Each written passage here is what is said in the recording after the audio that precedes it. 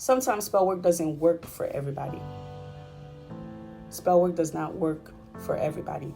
The reason I say that, you can meet someone can seek your guidance or your knowledge, and they're explaining to you their problem. They're telling you their problem. And as a practitioner, sometimes if you're not careful and you're not listening, you can miss what the person is actually saying.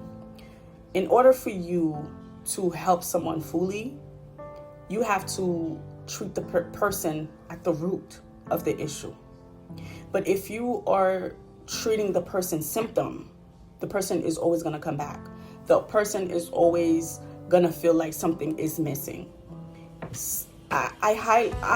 Me personally, in my opinion, I think sometimes spell work treats the symptom, but it doesn't heal the problem of an individual.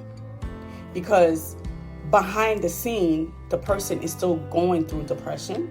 They're going through anxiety. They're still, sad. They're still upset.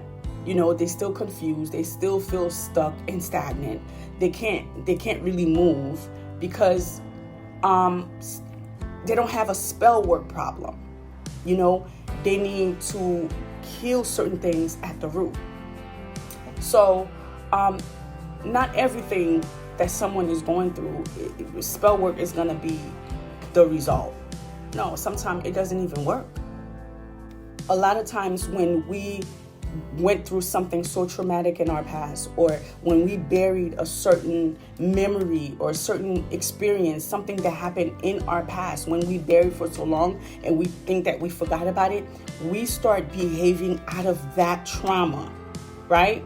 And we start experiencing things out of that trauma. We respond out of that trauma. Our behavior is ruled around that trauma. The people we date is connected to that sad trauma. Everything is connected with that trauma that we buried and we don't even know. We go on with our lives thinking that, okay, well, this happened to me. Yes, it was hurtful, but I buried it. I don't got to worry about it no more. No. You're still acting out of that energy. You buried it for so long that memory became a whole entity. A whole entity, shifting your whole frequency and your energy.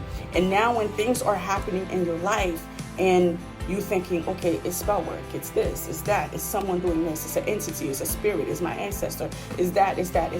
We playing the guessing game where you could easily, tell the person, let's go back to your childhood.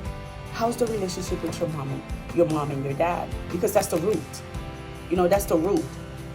How's your relationship with your parents?